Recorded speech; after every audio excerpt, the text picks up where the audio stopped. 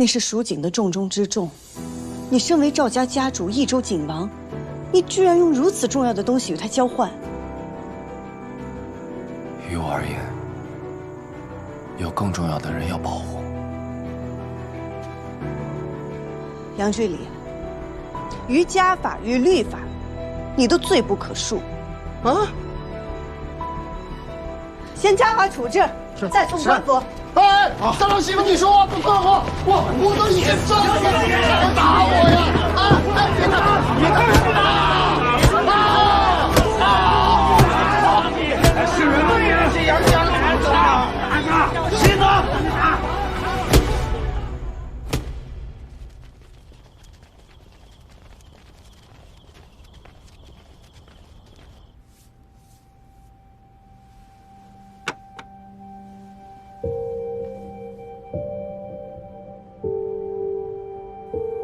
到底是从什么时候开始变的呢？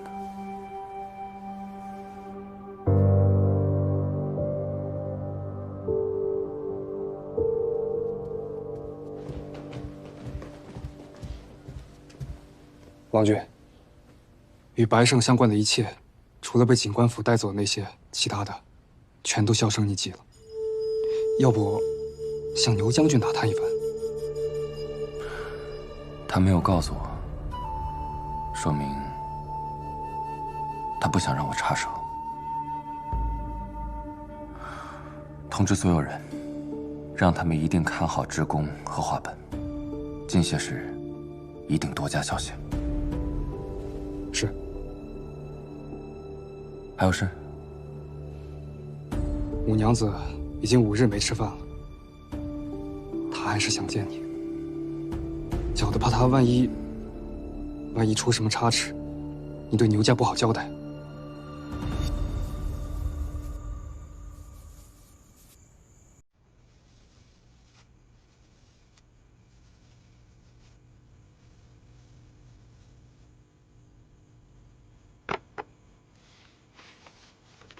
玉渊，你看，这张是不是写的更好一些？阿耶让明家教我写字书法，却又说我的字只能写账簿或者书信，见不得人。你说他奇不奇怪？找我何事？玉渊，快去给夫君煮一壶好茶。到底找我何事？直说无妨。过几日是我阿娘的寿辰，我能带玉媛回去看看她吗？我不去前院，我就在阁楼上远远看着。你把我绑了去也行，求夫君成全。好。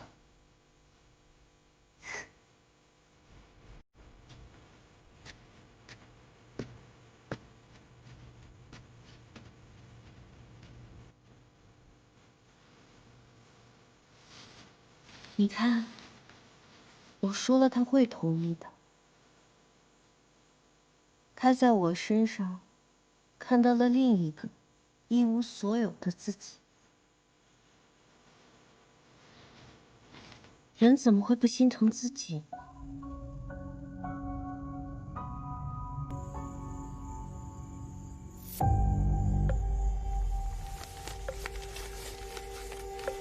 玉渊，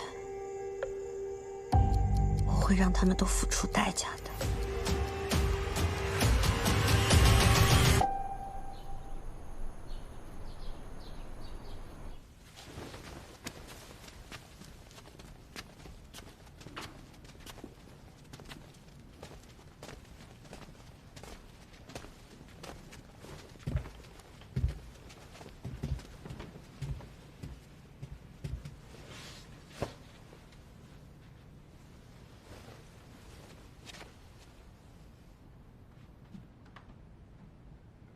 二爷的事，我已经知晓了，也按照杨家家规做了决断。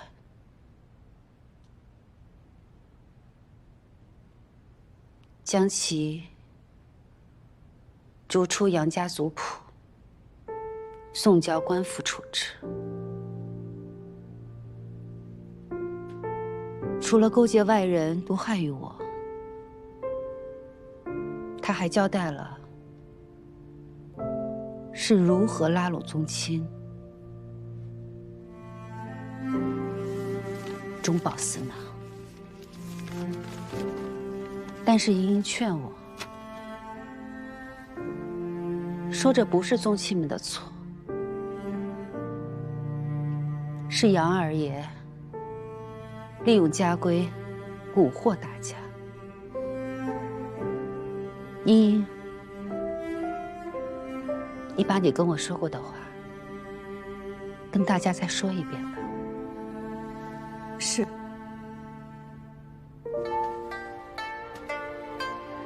立规矩，是为了让人行有法，坐有度。杨家100年之前立下的家规，确实让杨家兴旺。可是100年过去，有些规矩已经不适用了，它反而会成为阻碍杨家发展的陈疴旧疾。茵茵认为，今日与其跟大家追责论罪，不如釜底抽薪，改革新规。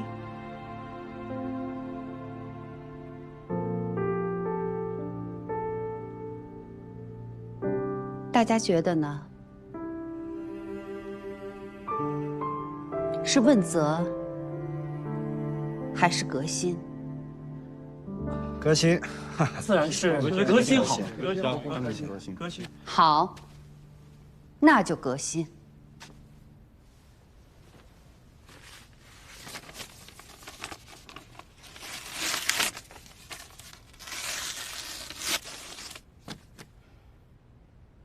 我大病初愈，改革一事心有余而力不足，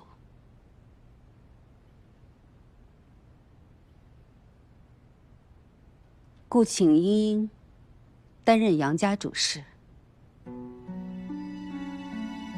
协助大郎改革杨家陈规，以整杨家家风。大家可有意见？我等但听夫人做主。茵茵，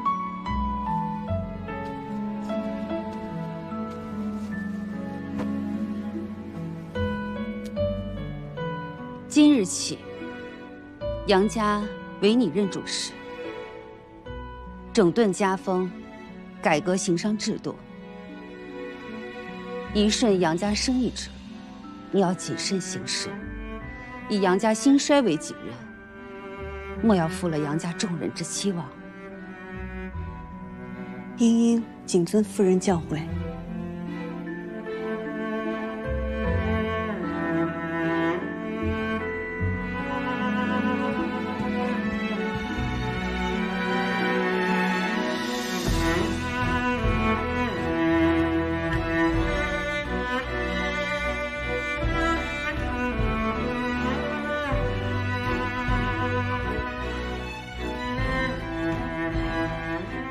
这是杨家生意内信，你说好？是。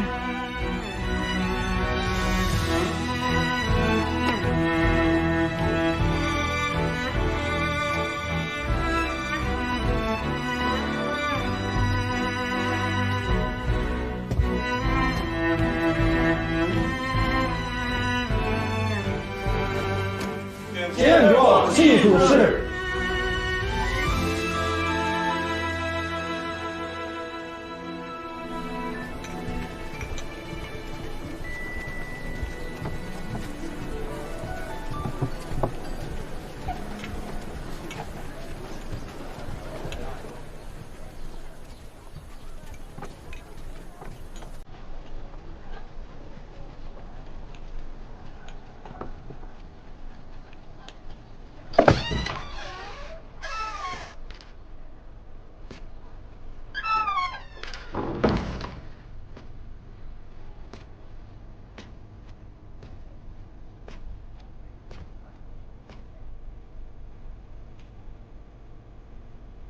夫君可还记得这里吗？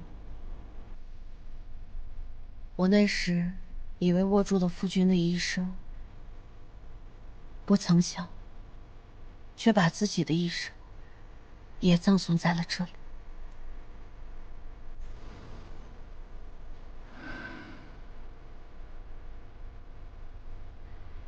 我以为夫君是我的妻子，但我们又何尝不是这无常世道的棋子？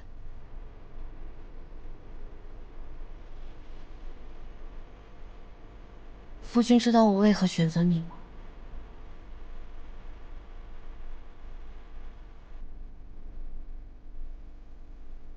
因为你合适，也因为季莺莺看中。他看中的人不会错的。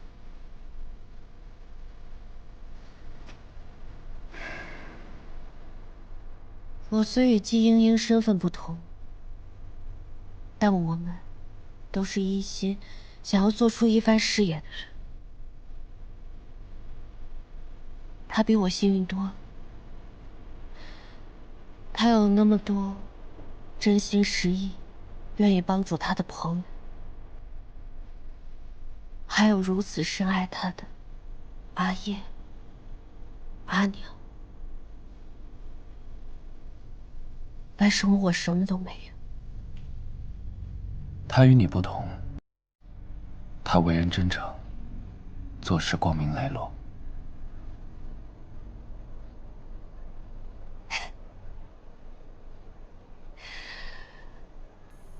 成王败寇罢了。若今日成事的是我，故事将会为我而写。牛五娘年少不幸，忍辱负重，计谋无双，果断决绝，终成大业。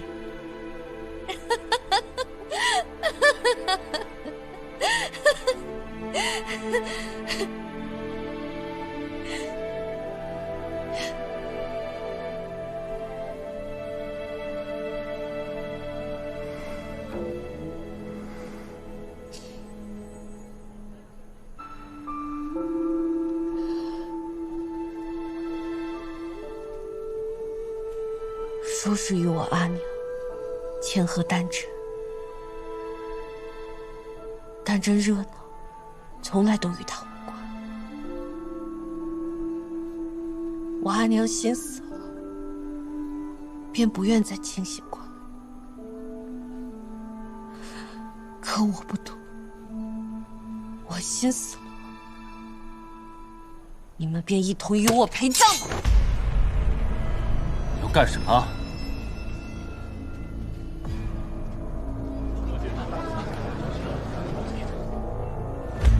夫君，我们便是在此签下婚契的。你口口声声说要对我好，可是你的心里只有季莺莺。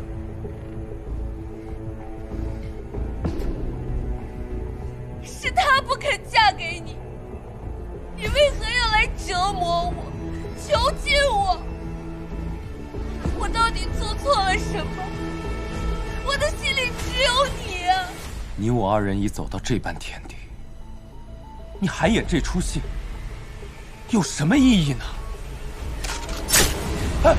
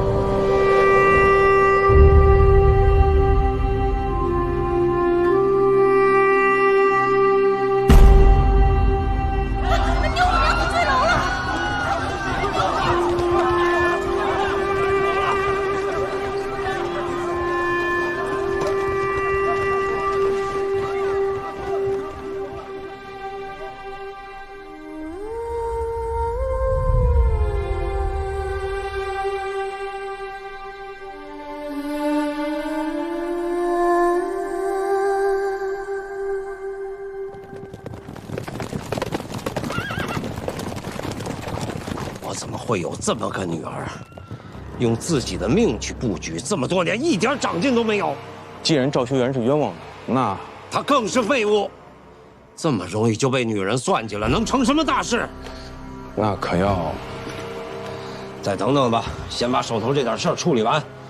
等他们赵家人凑齐了，一起送。五娘路上也不会孤单。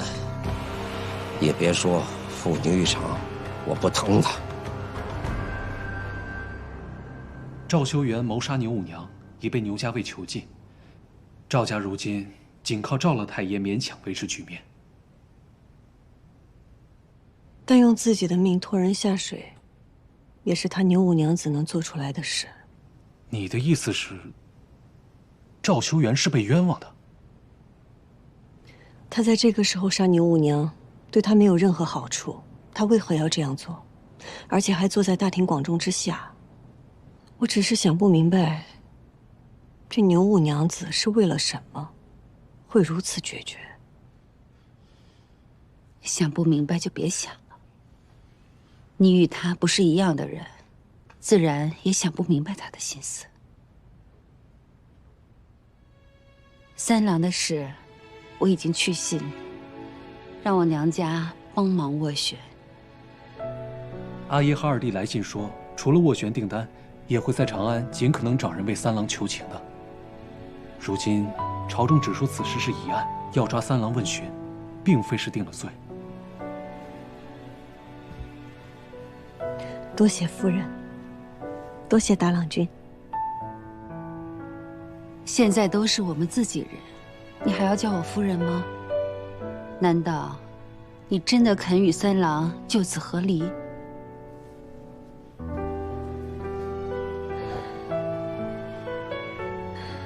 阿佳，现在职工流失的数量越来越多，若再这么下去，对我们益州景业都会有极大的影响。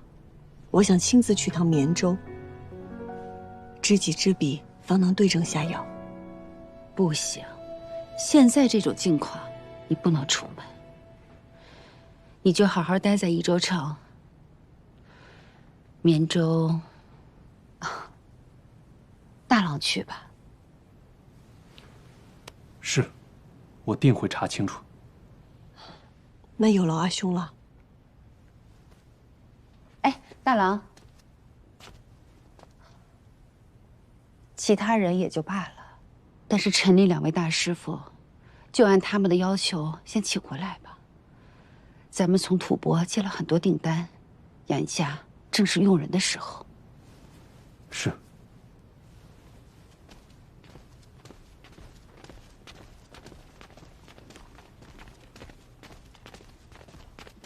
季术士，门外有人教我把这个交给你。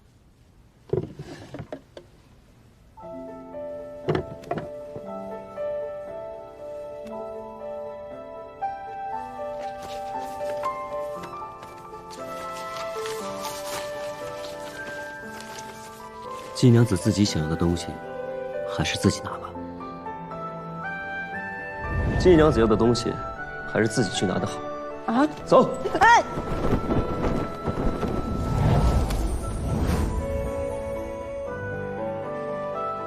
是何人来的信？是陈三郎说时节到了，如果要染水红丝，该去采染料了。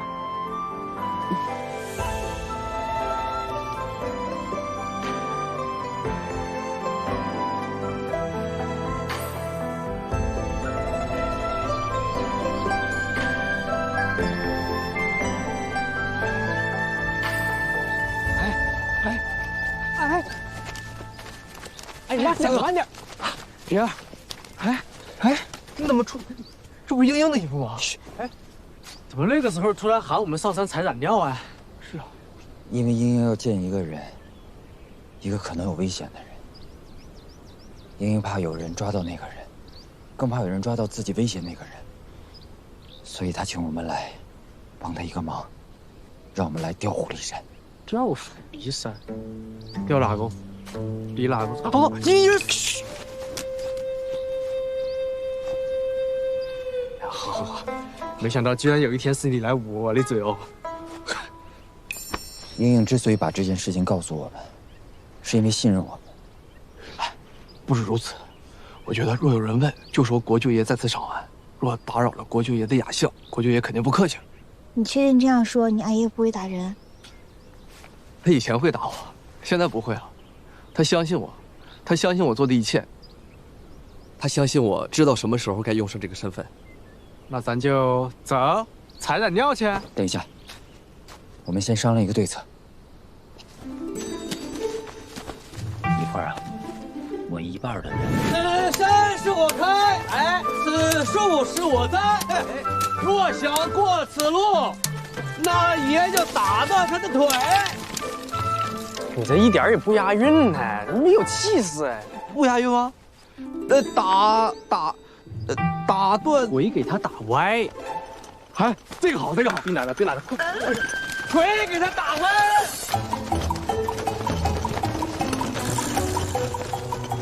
另一半的人悄悄地前行，越是这样，越能引起他们的怀疑。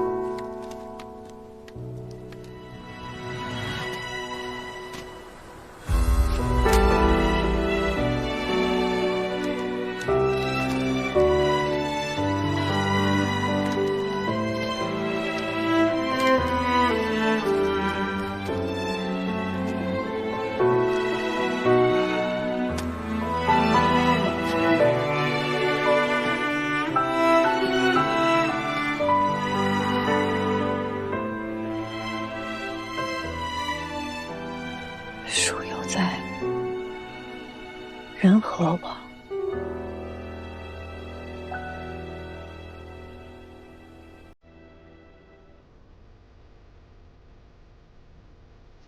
天地为证，今日别离，他日风光相聚，弃一生盟友，自来日方长。杨静兰，我看见了。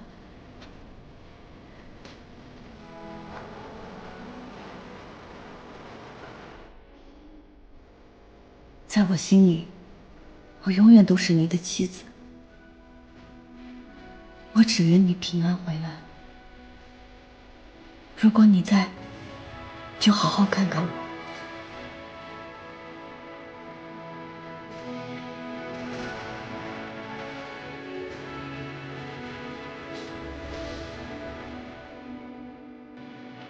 我现在平安顺遂，不劳你有心，你一定要照顾好自己。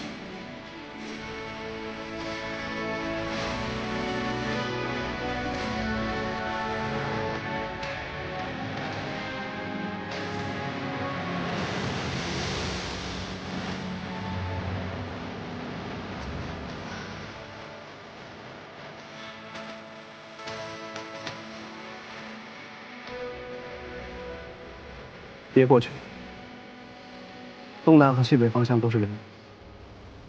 你现在过去，先不说能不能全身而退，你跟他的关系就又说不清楚了。那和离书别白写了。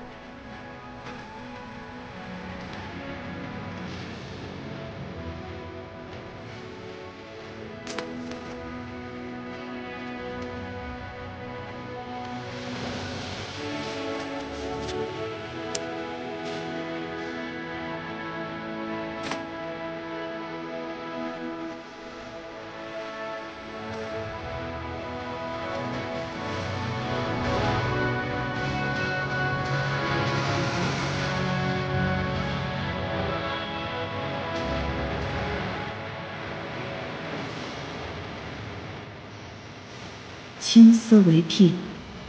杨静兰，我等着你回来娶我。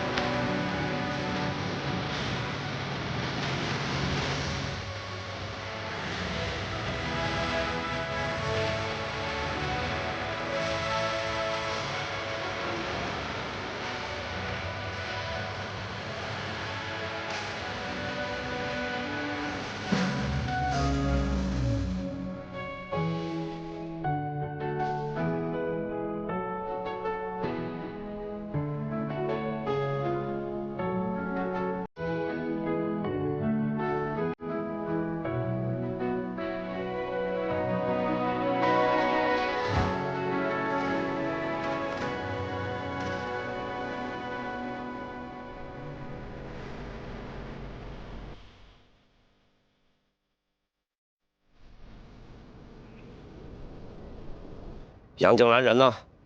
您所料不错，杨静兰故意出现在益州城，就是为了引开咱们在益州城的人手。她走之后，她的那个江湖朋友就出现在警官府附近，想来才是真正拿了东西走的。我问的是他人呢？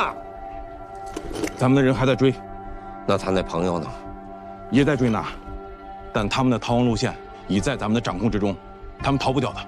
我牛瑾杀伐半生，怎么就养了你们这么群废物？3日之内，我要么见到东西，要么见到人头。牛瑾欺瞒节帅，秘密与南诏勾结，走私贡钱，先后同南诏清兵官、南诏白王盛丰泽暗通款曲，桩桩罪证，皆在此中。请节帅明察。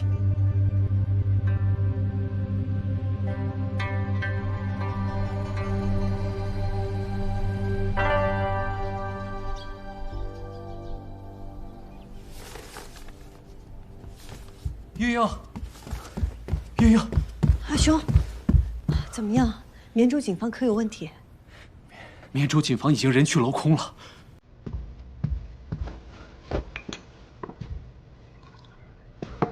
阿兄不着急，慢慢说。怎么回事？我到了绵州以后才得知，进些时为了赶工，所有工匠都是住在锦房的。先前左邻右舍还能听见些动静。可是渐渐的，就很少看到有人进出。忽然有一天，就全都不知所踪了。偌大的锦房空空荡荡，既无之己，也无之供。我根据那锦房的大小估量了一下，其所能容纳匠人总数是远远低于现在益州城所流失匠人总数的。那这么说来，这个绵州锦房就是个烟雾弹，那些工匠极大可能是被掳走的。甚至在益州的时候就被悄悄带走了，制造职工投奔锦房的假象，这样就可以避开官府追查。你还记得牛五娘在山中那个黑锦房吗？你说，会不会是牛家？不会，牛瑾不会重蹈覆辙。但我想到另一个人，一掷千金打开名声。买余家拉拢我，拉拢赵家和杨二爷，偷取花本，野心之大。除了他，我想不到第二个。南诏白王，盛丰泽。盛丰泽，那怎么办？我把宗亲们叫来，我们开会商议一下。不，这不仅是杨家的事。这事关整个蜀锦业，我得先去见一个人。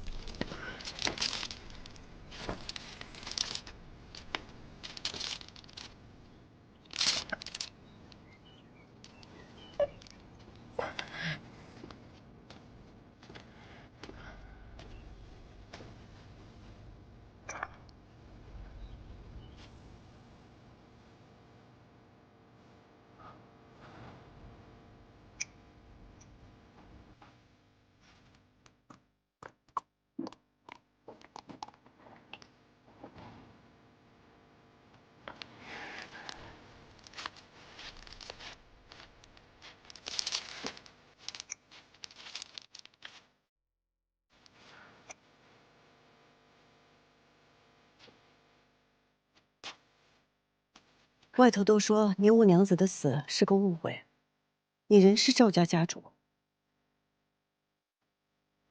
我当然是赵家家主。牛将军只是想有个人看着景业，但至于这个人是谁、怎么看，他并不在意。哪怕拴着，像条狗。不过牛将军并不了解我。我跟牛五娘成亲的那一刻起，名声和尊严对我来说已经不重要了。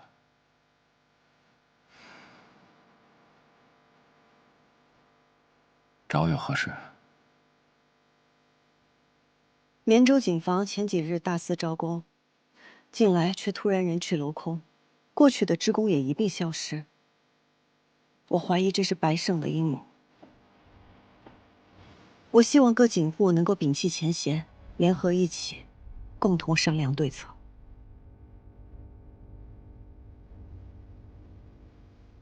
可如今我这般模样，还能做什么呢？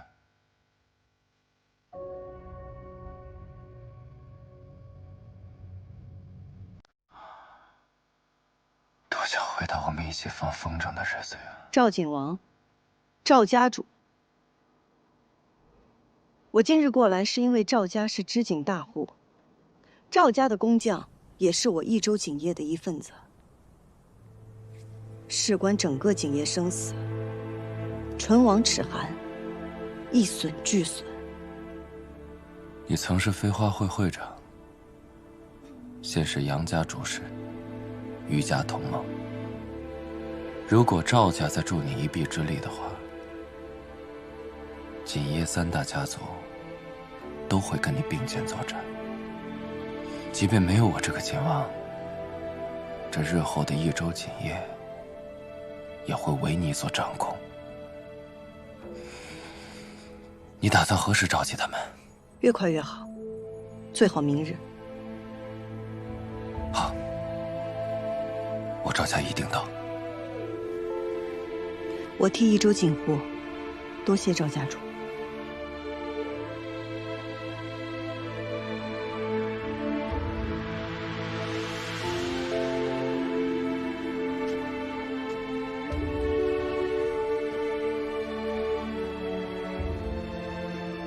既然不能陪着你前行，那就送你上青云吧。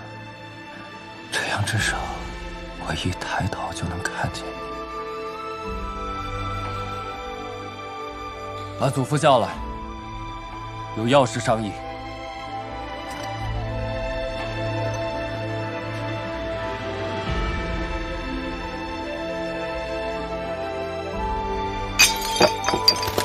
牛将军说过，关于锦业，还是由我做主。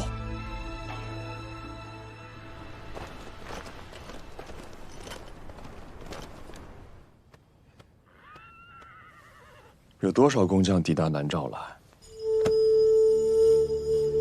已经抵达南诏的有408人，还在路上的有125人，有宁死不屈者13人，避免他们自枪尚未启程。按照王爷的标准，1等工匠有75人，其余的都为2等工匠。其实也够了。杨静兰和6部的人正在四处打探你的消息，不如早日返程吧。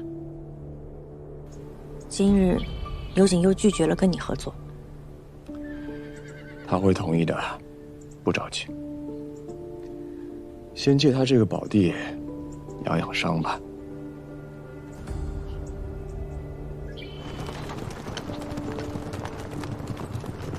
如今白王也来了，这该如何是好？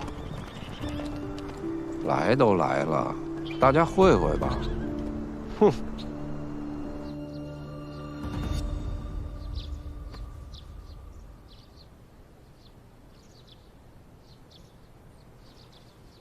赵家或许不会来了，要不我们先开始。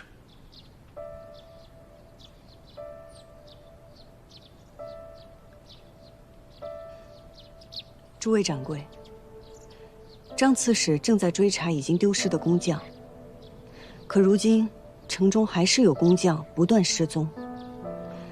官府人手不够，怕顾及不过来，所以此事还需我们各家互助，共度难关。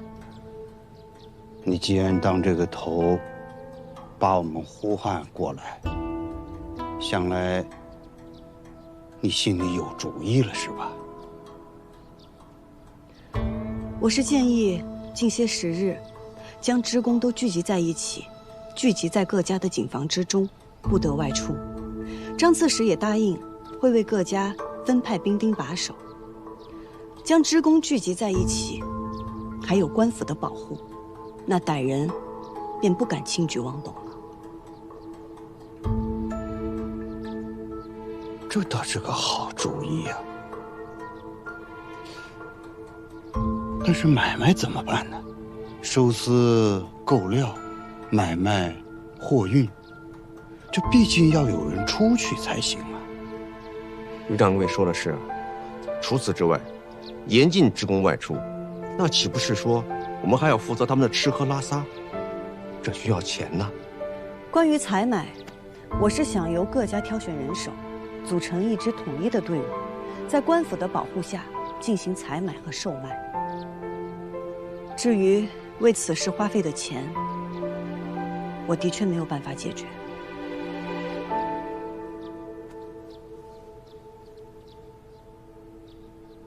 但我们织锦可以为了丝线花钱，为了纹样花钱，为何不能为了人花一些钱呢？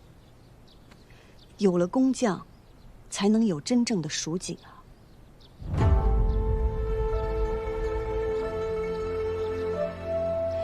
如今我们危难关头，唯有携手并进，齐心协力，方能渡过此关。我杨家将以身作则。我于家愿听季娘子安排。赵家愿听季娘子安排。哦，赵老太爷，其他恩怨暂且不算，在这件事上，我赵家愿和诸位是一条心。我等愿听季娘子安排。多谢诸位掌柜。刘老薛将军，抱歉，是我来晚了。不，你来的正是时候。诸葛，你要不跟我们走吧？警官府不能没有人，说好了的，活的你滚，死的我滚。行吧，那你给我平平安安的啊！你还要留着命去长安考状元，到时候我和高兄还指望着你这个诸葛状元来关照我们呢。你要是真获了罪，我的人生就有了污点，这个状元就当不成了。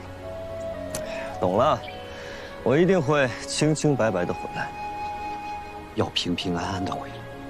知道了，还是这么啰嗦。薛将军，走吧，走，出发，走了。这乾隆难定，珍重。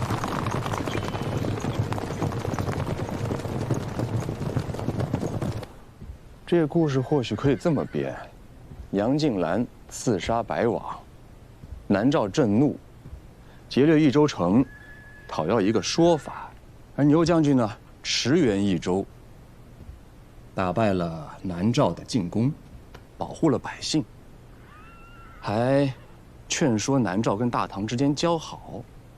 你说这么大一个功勋啊，还有谁会质疑将军啊？就算是节度使，他也不会。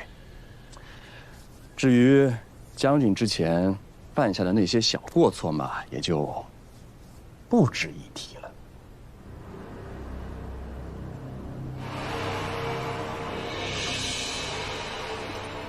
白王的意思是让我的兵扮成南诏兵，然后自己打自己。本王只不过是一个闲散王爷，没有什么兵马，所以还是希望牛将军可以自给自足，自力更生。你到底想要什么？